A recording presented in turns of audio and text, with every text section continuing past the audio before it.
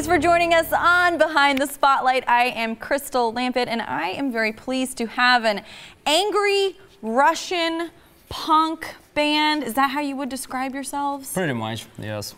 You're like the least angry Russian punk rock band I think I've ever met. We're trying to be polite. So, yeah. On the contrary, Nuthatch-47, great group of guys. Thank you so much for being here. Thank you for having us. I want to give everyone kind of a taste of your sound. So what are we kicking it off with?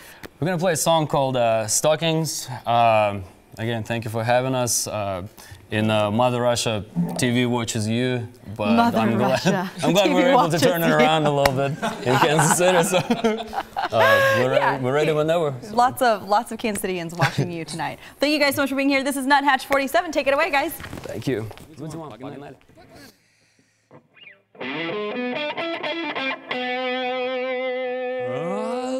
Recognize my baby by her stockings, by mantle, Sauvignon and Cabernet.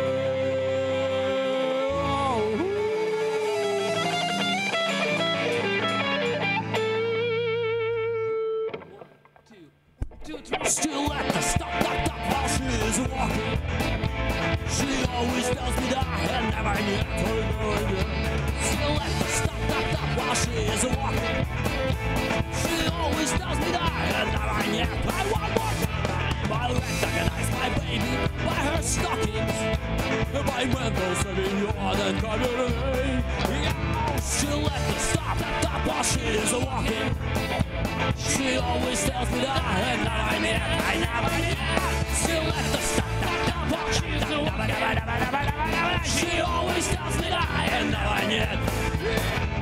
The 50 shades of burgundy of roses will guarantee a smile on her face. But I had better not get any closer, or she will disappear with no trace, with no trace. But I had better not get any closer, or she will disappear with no trace. Come on, solo!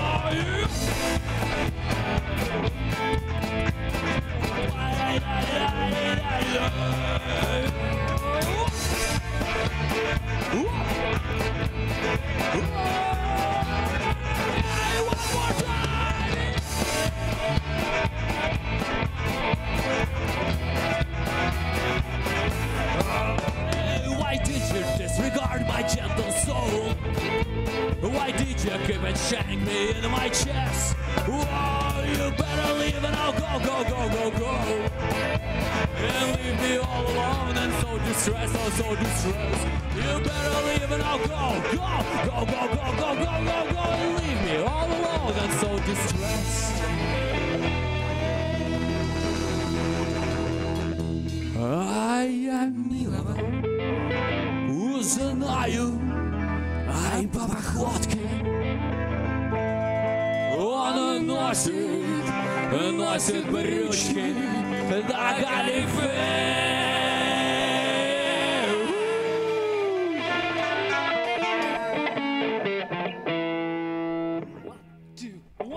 А шляпу он носит на Панаму, ботиночки он носит на ремонт. А шляпу он носит на Панаму, ботиночки он носит на ремонт.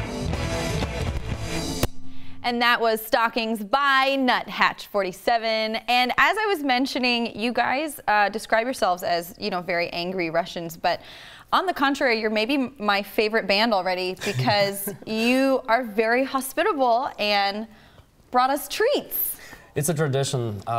Usually when we get invited to be guests, we don't come empty-handed. Anybody? So, well, that's such that's wonderful. Anyone, it's just like you go to a housewarming party and you bring them a bottle of wine. Except, of course, because you're Russian, you brought us vodka.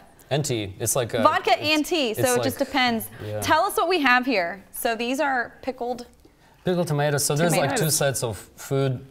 Groups, naughty and nice, I would say, right? Like these are the Russian food groups. Something you can eat with vodka, so you can chase it with like a little bit of sausage made in Moscow, made out of meat, Made out of meat. We don't even know. It's pork, beef, it has pork and beef. Yeah. Ah, cool. All right, that's good. Those are good animals. Those are great animals to eat. And you can have a little bit of pickled tomatoes if you're careful, because they kind of tend to explode and spill a little bit. Yeah. Not when you're wearing white. Maybe. Probably not. Yeah. And then on the nice side, you can have some candies, which are called bird's milk. And so these bird's milk candies. I'm gonna try one. You know, people say that. Is there something I should know about the inside of these? Honestly, they probably taste like bird's milk, but I never had a bird's milk before. Oh, so it's caramel. Oh, no, it's not. It's like souffle, right? So I don't know what kind of bird produces this type of candy, but have we decided whether birds have teats or not? You know, they probably do, right? Just taken from a bird. It reminds me of that movie where Robert De Niro was trying to milk his, milk a cat. Yeah, milk a cat. Yeah, Meet the Parents. Yeah, that's the one. Yep. So this is somebody milked a bird and produced these lovely chocolates, which you guys brought in for us. Speaking of milk, actually, you're welcome. Speaking of milk, those cookies are called cow. And, these are cow cookies. Yeah, I'm going to feast on these while you guys take a little commercial break, but we'll be right back. Don't worry, I'll let you know what I think.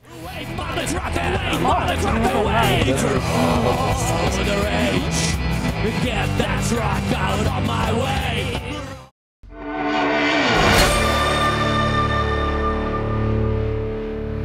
And we're back with Nuthatch-47, and they are sharing their traditional treats with us. Of course, vodka. Very traditionally Russian. Yeah. And you brought your very own KC brand vodka today. KC vodka with a pleasant face of the bird. I am curious though, which vodka is your favorite? Which one would you recommend? Like if I were to order vodka at a bar, what would make me seem the coolest? Or like I knew what I was talking about, like this is the best, guys. You know, it might be surprising, but actually at this time my favorite is Tito's vodka. Okay. Which is vodka of the United States. I think it's made in Texas. Amazing clear vodka, like a tear of an angel, I would say. Like a gypsy tear? Something like that. Gypsy tears make me cry too, but this one doesn't make me cry. This one makes me happy. So I would say Tito's vodka makes you happy. Yeah, it makes me happy. You know. Do you guys agree? Would you agree? Yeah, I would. I just. Dimitri, I guess. Yeah. I haven't been drinking for a while. Yeah. Good for you. You're probably smarter than most of us here. Are you a vodka drinker? Sometimes. Sometimes. This evening you are. I am. In your little goblet. Okay, I'm going to drink the tea because Would you like it in a fancy little? No, I kind of want it in this. Which you explained to me, these are special mugs that they hand out on local trains. Yeah. So that you don't have to hold the tea while it's still hot. You just place your little glass in it. Pretty much. And then people steal these. Allegedly. Allegedly. Not very nice people. I like that. How did you acquire this one? Let's say I know a friend who knew you have contacts, so you have contacts in the train industry. Yep, got friends in low places, I guess. Don't we all? Yep. Well, okay, so I can't help but notice, you know, you two have been in the States you've all been here for a while, but you guys actually came from Russia. Jake, you came from Vietnam. Yeah. And you still very much, the two of you have the accents. Do you? Sure, it will never go away. It will never go away. I mean, so how long have you been in the States now? 21 years. 21 years. Yeah. And Max? I've been in and out since '98, so I kind of travel back a bunch. I have family over there, so and I have family here now too. So, but this is my hometown, but I travel still a lot. How did you end up of all the places in the States, how did you end up in Kansas City? To me, it's a long story because my brother came here like 2 years before I came. Okay. And I actually, after Soviet Union collapse, I ended up, living in Ukraine. Right now, it's like, it's independent state. So, and I came from Ukraine. So. Okay. City of Kharkov, and so it wasn't a choice for me. It's just that's where your brother was, and that made the most sense for you. Yep, yeah. The family reunion, so we just came. Me, my wife, my son was born here. So nice. And how about you? How did you end up choosing Kansas City or ending up in Kansas City? It was kind of chosen for me. Okay. Actually, I was an exchange student when I came here first time. And I landed in Warsaw, Missouri, so shout out. In Warsaw, Missouri. Shout out to Warsaw, Missouri. Okay. Hey, Warsaw, it's not a bad place. It's not a bad place, but it was a bit mysterious in the beginning. It was strange in the beginning because I come from a big city, and the town is pretty small. But I found a lot of good friends there, and kind of kept in touch. Then later on came back from Russia, moved to Sedalia, Missouri. So another shout out. Another, yeah. And then it was Warrensburg, and then it's Kansas City. And I love the city, and that's where the home is. You've been kind of all over Missouri, really. Pretty much, yeah. And then Jake, you have a fascinating story because I know you were born in Vietnam, but you were actually brought over here in 1975 during Operation Baby Lift. So that was around, you know, after the Vietnam War. A lot of orphans were brought to the States, but there was also some controversy around this because not necessarily all of the children were orphans. So that's kind of a little background on Operation Baby Lift. Tell us about what you remember from that time in your life, because you were about 5 years old, right? Right. So I was 5 when I came over. My mom had given me up to my uncle first when I was about 3, and then he gave me back to her, and then she dropped me off at the orphanage. And about 3 is when my parents started the adoption process. Through, Holt International. Okay. And so it took about 2 years. And the scariest part for them was the first plane that took off actually crashed mid-takeoff. Yeah. But they didn't know what plane I was on. I happened to be on the second plane that landed in Chicago. And the pilot carried me off the plane and gave me over to my parents. And I always tell everybody that I hit the jackpot because I have the greatest parents in the world. And when they took me back to Iowa City, where I grew up, my new brother and sister were waiting there for me with their big wheels, and then there was an empty big wheel for me. Oh my God. And so we got on that and rode off into the sunset. Yeah. On your big wheels. Yes. Oh my God, that is so, I love hearing that. Yeah.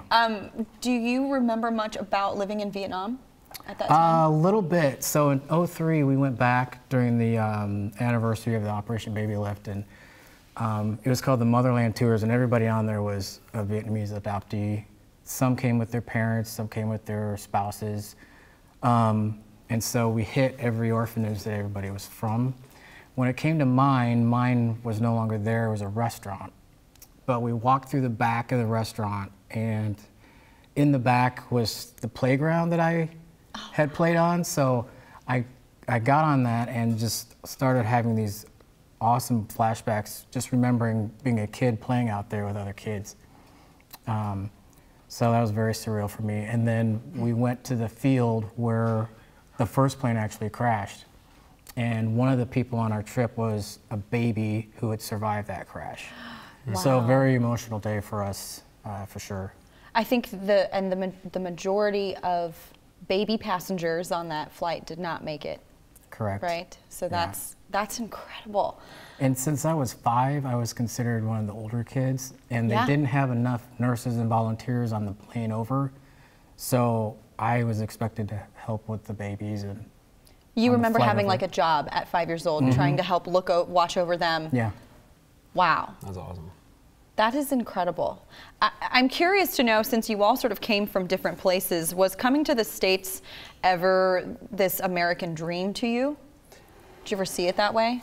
And then you landed in Warsaw and you were like, what? Where am I? The dream was very kind of unusual and surreal at the point when I ended up in Warsaw.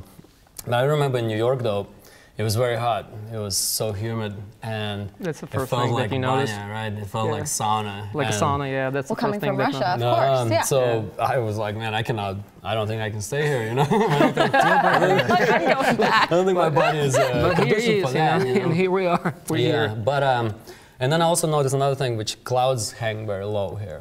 The clouds hang very low. And you don't mean that figuratively. You mean like literally the clouds hang very low. Yeah, it might be because of humidity, I don't know. But it's just always been an intriguing country. Back in the 90s, we had a lot of media, a lot of movies coming in from United States as kind of like stereotypes rather than we knew anything about United States. It was like more like a what were Hollywood the American movies. stereotypes? What do you remember any of them? Like what you thought you would experience? The moving movies here? like I don't know, like with the Eddie Murphy, for instance, you know, or like Police Academy, you know, something like Police this. Academy is a great Police You Academy. think everybody's walking around just cracking jokes and being hilarious all the time? Like, occasional robots. It was different because, you know, when we came, it was like, I mean, where's all these big buildings? Because I grew up in a big city, Kharkov, you know, it's like 2.5 million population, and then all of a sudden I came and like, where's all these big buildings? You know, it's like in somewhere in a resort, you know, or like resort. It was a bit of cultural shock. I thought everybody knew karate too. Like after all the movies, like with Jean-Claude Van Damme. All these action movies, like everyone has machine guns. No, robots, far from it. Machine guns.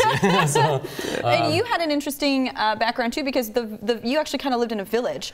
I did, at one point in Russia, where the food that was brought to your village was brought in by helicopter. Yeah, that's correct. I was born in the fisherman's village. My dad used to take months-long trips across the Japanese Sea. Actually, we were living in the Far East, and it was a small little village which was remote, and we had like one big mountain, and only once a month I think the helicopter would bring food. So my mom would make me ice cream out of sour cream and sugar, and she'd mix it into just sour cream and sugar. Yeah, which She's was like, really it's good. ice cream. Pretend it's ice cream. Yeah. So when we moved to Inland and I got a real ice cream, I was screaming on the street like, "Mom, you can eat the cone, ice cream cone." You know? Hey, that's something new I found out about you. Yeah, something new, you know. And we had Siberian tigers in that area too. And I remember when we were driving on the bus one time, I was a little kid. We saw a family of tigers crossing the road, and did they look hungry? They looked very worn out, and you know, I mean, I was little, I was maybe 4, so I barely remember, but I do remember it stuck in my mind how dirty and hungry they looked, but they were very majestic, and everybody just kind of was in like awe everyone when they stops crossed. breathing for a minute to admire. I mean, that's so wild. So here you'll see deer. Yep. I don't know if that compares. I do appreciate that you have brought so much of, I think, both of your cultures. I think Vietnam as well is known very much for the hospitality of never showing up empty-handed. Do you feel like that has carried over into, you know, assimilating into the U.S. for you guys? Yeah, I'd say so. And I mean, you see, we do have like a Russian community also here. I mean, and we try to group together with our friends. I mean, with the same roots, and that's and you pretty guys much. have kids as well. So what do you kind of hope to impart to them from your backgrounds? You know, mainly just to have a very wide view of the world. We want them to be able to, at least I want my kids to be able to form their opinion based on how they see the world through their own eyes rather than any kind of particular source. And I want them to be able to travel. I want them to be able to just enjoy life and enjoy being human, first of all. I want him to find himself in this life and just find what he wants to do in this life. Based on what's true to him. And he's a KU student right now. And I like it. studying the Computer engineering, right? Yes, computer engineering. Picked a good school. Rock check. All right, well, thank you guys so much for being here. We do have one more song coming up. Don't go anywhere. She always tells me that I am never yet.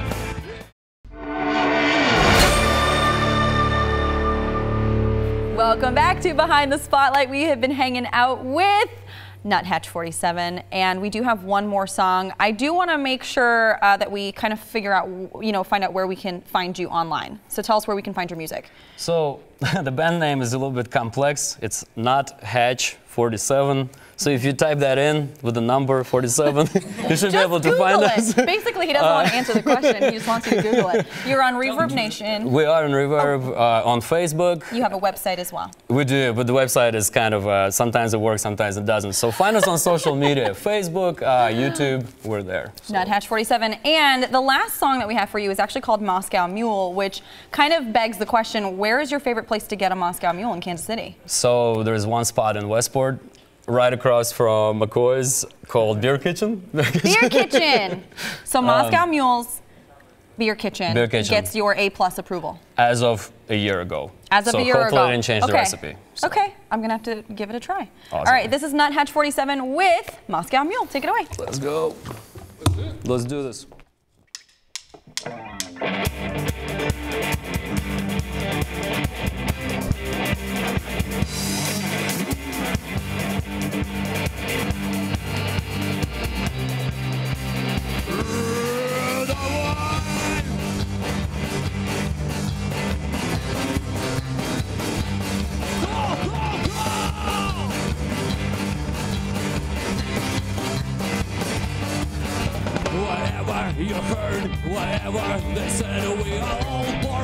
it and we all bleed our end. We live for the day, we breathe for the night. We deal with the devil and the deal is alright. Uno momento sets our soul. You gotta know where else to go. Brass for the knuckle, parade for the fuel. I must help you.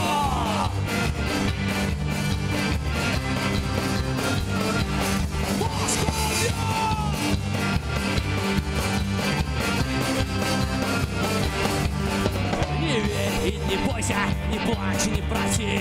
А будет пожар, меня первым выноси. Сегодня гуляем без Б и без меры. Нас не догонят, мы пионеры. Uno momento, сядь за стол. You got to know where else to go. Brass for the knuckle, parade for the fuel. I must help you.